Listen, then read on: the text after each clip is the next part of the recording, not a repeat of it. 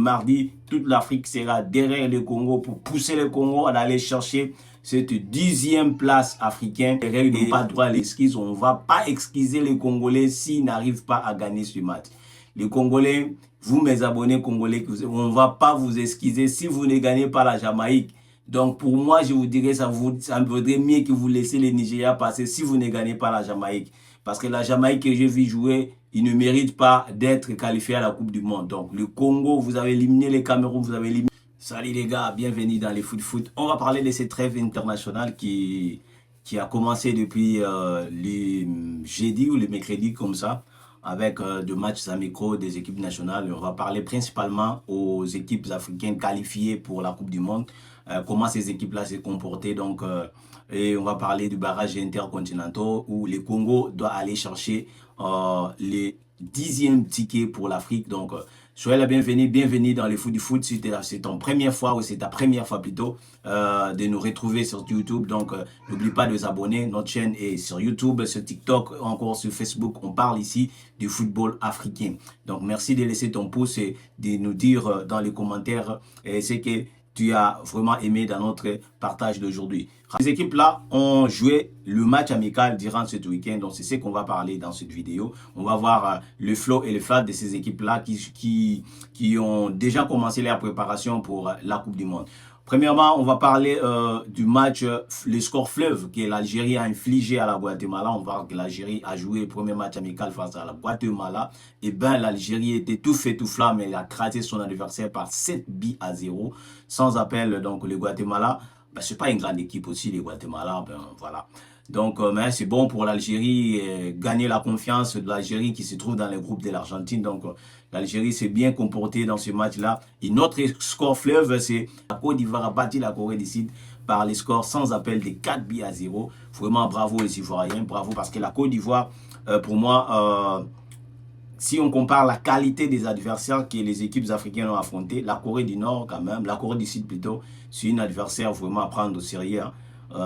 Ils ont des bons joueurs, c'est une équipe joueuse, vraiment perdre 4-0 face à la Côte d'Ivoire, on voit que le niveau ivoirien est vraiment très bon, bravo. Et l'autre équipe qui a fait carton, c'est l'Égypte. L'Égypte a écrasé aussi l'Arabie Saoudite par 4-0, bravo les Égyptiens au Pharaon.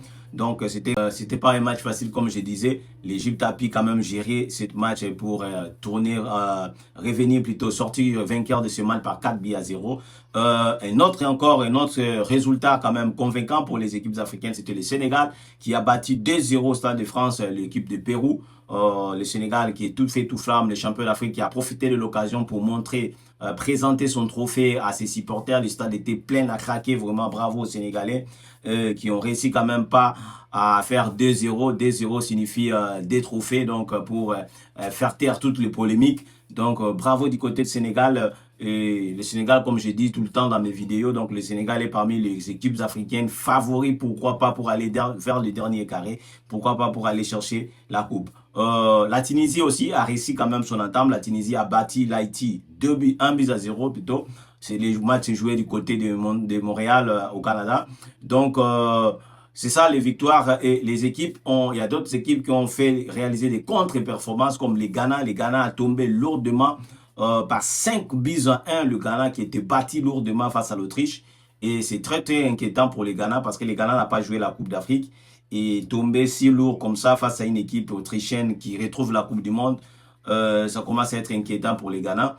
Le Maroc, quant à lui, le champion d'Afrique au bureau, lui a fait un match nul du côté face à l'Équateur, donc un match nul, un but partout. C'était un baptême de feu pour le nouveau coach marocain qui devait travailler, bosser dur pour retrouver la confiance de ses supporters et retrouver la confiance de ses joueurs quand même. C'était son première sortie quand même, mais c'est un but partout. L'Équateur, c'est aussi un bon niveau. L'Équateur, c'est une bonne équipe de Sud-Amérique, on connaît comment ça fonctionne. Et l'autre équipe africaine qui est qualifiée à la Coupe du Monde, qui a joué, c'est l'Afrique du Sud. L'Afrique du Sud a fait jeu égal, un but partout aussi face à la Panama. Panama aussi, c'est une autre équipe qui est mondialiste du côté de l'Amérique centrale. Donc l'Afrique du Sud a fait jeu égal à Panama. Donc, et on va ajouter à ça la victoire de la République démocratique du Congo, 2-0 face à Bermude. Le Congo qui s'affite ses armes pour la finale du mardi prochain face à la Jamaïque. Donc le Congo a fait déjà son match test. C'était face à Bermude et le Congo avait gagné 2-0. Donc, pour l'instant, c'était ça pour les équipes africaines vraiment engagées pour cette première fenêtre, cette première journée, si je peux dire ça comme ça. Donc, en globalité, tout s'est passé très, très bien, à part la lourde défaite du Ghana. Donc, le Ghana qui inquiète beaucoup. Il faudrait qu'on va prendre quelques résultats qui étaient intéressants, comme l'Argentine qui affrontait la Mauritanie, un match très très discuté. L'équipe mauritanienne, je dirais bravo, parce que la Mauritanie en deuxième mi-temps, il a sorti de son complexe, parce qu'il était complexé en première mi-temps, il subissait beaucoup, mais en deuxième mi-temps, c'était une équipe mauritanienne décomplexée qui ont allé chercher la victoire, l'équipe argentine. Pour moi, ils ont mérité des occasions pour marquer quand même ce but-là, et ils les ont marqués en fin de partie. Vraiment bravo la Mauritanie. Et les Super Eagles, le Nigeria qui a battu l'Iran 2-1.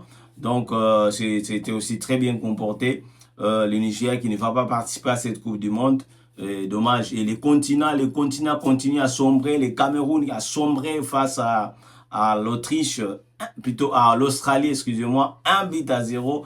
Les continents qui semblent toujours malades, hein, les continents semblent toujours malades, ne se réveillent pas après la défaite qu'ils ont subie, mais le continent est toujours là, donc ils n'arrivent pas à se mettre en jambes. Donc ils ont perdu ce match-là face à l'Australie, et il y avait d'autres matchs comme l'Ouzbékistan qui a battu les Gabons par 3-1. Les Gabons, ça ne va pas toujours, les Gabonais. Je ne sais pas il faut laisser le football du côté du Gabon, mais c'est compliqué. Donc voilà, en globalité, c'était positif pour les équipes qui vont jouer la Coupe du Monde ou qui vont prétendre jouer la Coupe du Monde, comme le cas du Congo. Donc, le deuxième match de ces équipes va commencer directement demain. Ils vont jouer encore leur deuxième match, leur deuxième sortie.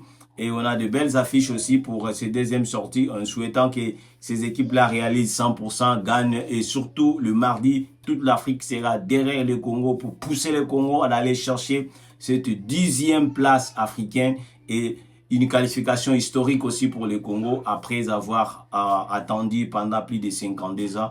Le Congo a tous les atouts de leur côté. Et moi, pour moi, en voyant les équipes qui ont évolué dans cette demi-finale, mais ça me fait pas peur. Je sais que les Congos sont capables de battre quel que soit l'adversaire qui devait rencontrer. Cette fois-ci, c'est la Jamaïque. Donc, je suis capable, je sais que le Congo est capable de battre cette équipe jamaïcaine. Donc, ils n'ont pas droit à l'erreur, ils n'ont pas droit à l'excuse. On ne va pas excuser les Congolais s'ils n'arrivent pas à gagner ce match.